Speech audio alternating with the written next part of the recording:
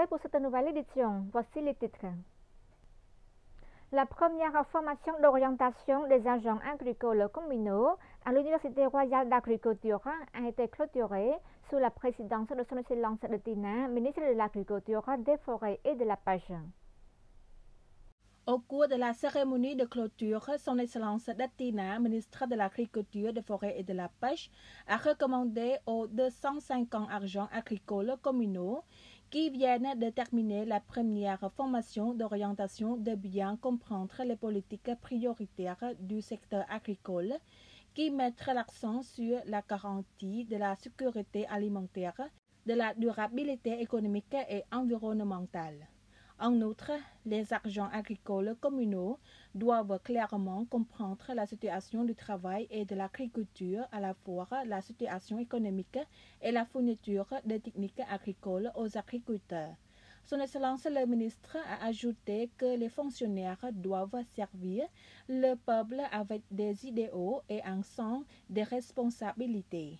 Par conséquent, les responsables agricoles communaux doivent prêter attention à l'augmentation des connaissances et des compétences professionnelles, ainsi qu'aux stratégies de travail et à une bonne coopération avec les unités concernées pour aider à résoudre plus efficacement les divers défis auxquels sont confrontés les peuples et gagner la confiance de ceux-ci.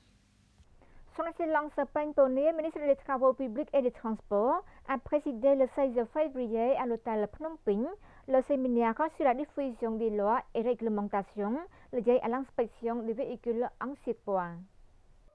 Le séminaire vise à diffuser et à partager les connaissances juridiques et les techniques routières liées au transport en surpoids, limitées aux responsables nationaux et infranationaux en charge de la prévention du surpoids et aux parties concernées, y compris les associations de transport et les sociétés de transport.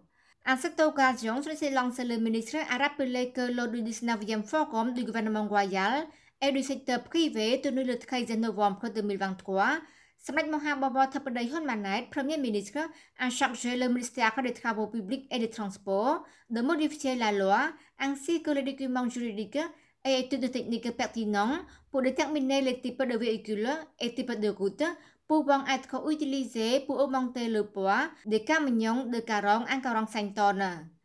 Afin de contribuer à la réalisation de la vision du gouvernement royal, le ministère des Travaux publics et des Transports a continué à développer les infrastructures de transport en réponse aux facteurs démographiques et au développement de l'urbanisation. Jusqu'à présent, 850 routes nationales et provinciales ont été construites pour une longueur totale de 2016 km. Son Excellence le ministre a demandé au comité directeur pour l'inspection des véhicules en surpoids de continuer à accroître la coopération et la coordination plus étroitement pour améliorer les lacunes et les défis. Son Excellence Thao Cheta, ministre des Ressources en eau et de la météorologie, a inspecté la restauration des canaux pour sauver près de 1000 hectares de riz dans le district de Prekaba, province de Takeo.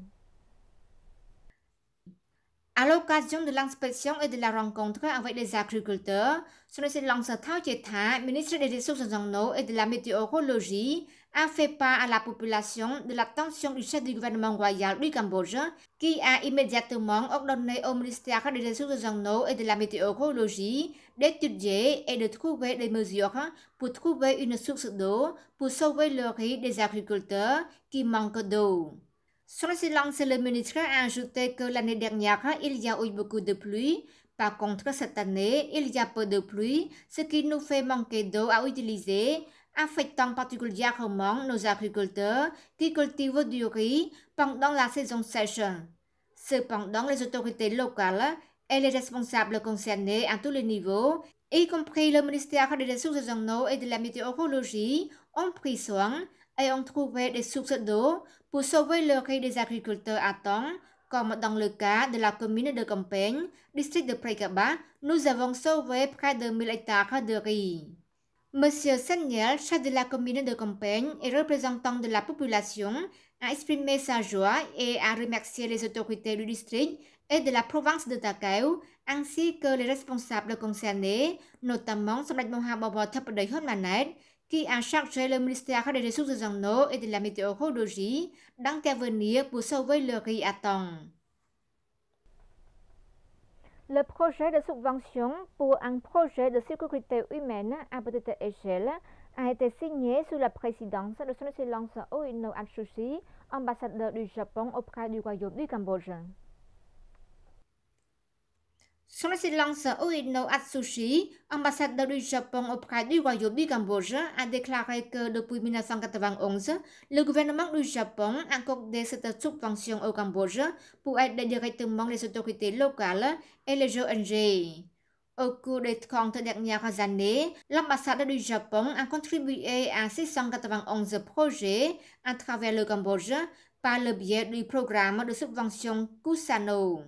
Nous sommes heureux que ces projets aient directement contribué à améliorer la qualité de vie des Cambodgiens au niveau local, a précisé son Excellence l'ambassadeur.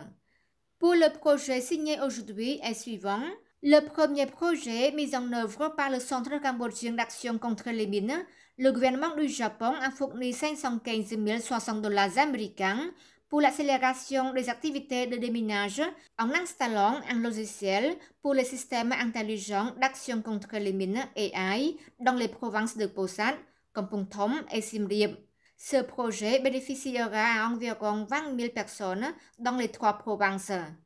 Le deuxième projet, mis en œuvre par le ministère de l'Éducation, de la Jeunesse et des Sports de la province de Battambang, le gouvernement du Japon a fourni 88 900 $ américains pour la construction d'un bâtiment scolaire de 5 salles équipé par des matériels nécessaires à l'école primaire Ping-Pong dans la province de Battambang. Ce projet bénéficiera à 166 élèves à travers l'amélioration de la qualité de l'éducation. Et le troisième projet, mis en œuvre par le département de l'agriculture, des forêts et de la pêche de la province de Ratanakiri, le gouvernement du Japon a fourni 224 586 $ américains pour la construction d'entrepôts et de l'endroit de séchage, ainsi que l'installation de l'instrument du millimètre pour 4 communautés agricoles de la province de Ratanakiri. Ce projet bénéficiera à environ 200 agriculteurs en renforçant la chaîne de valeur de la production de noix de cajou et en augmentant les revenus des agriculteurs. Le chantier de construction d'une route en béton et d'un quai de Korong Sanlem dans le village de Korong Sanlem, Sankat Korong, ville de Korong, province de Praseanu, a été inauguré sous la présidence de son Excellence Koh Chamran, gouverneur de la province de Praseanu, et de M. Jamlea, président de You Property Management Co. Ltd. Lors de l'ouverture du chantier de construction, son Excellence Koh Chamran, gouverneur de la province de Praseanu, a déclaré que le résultat de la paix donne l'opportunité aux investisseurs de voir les potentiels et de décider d'investir à Korong Sanlem. Son Excellence le gouverneur a déclaré que l'ouverture du chantier de construction de la route bétonnée et du quai de Korong Sanlem a réellement contribué de manière significative à la promotion du tourisme et de l'économie à Sihanoukville, en particulier ville de Korong, pour être plus attractive et progressivement, et a fourni des opportunités d'emploi aux habitants de Sihanoukville, en particulier aux habitants de Korong, ce qui contribue à élever le niveau de vie et à réduire la pauvreté de la population conformément à la politique et à la stratégie pentagonale du gouvernement royal du Cambodge. Son Excellence le gouverneur a poursuivi que le gouvernement royal a donné le feu vert en 2021 à la compagnie Imario pour investir sur l'île de Korong et la compagnie You Property Management Co. Ltd. A coopéré avec l'Imario pour travailler ensemble pour développer et résoudre les problèmes restants à Korong. Auparavant, il n'y avait pas de route ici, pas de développement. Maintenant, l'entreprise a élargi les routes.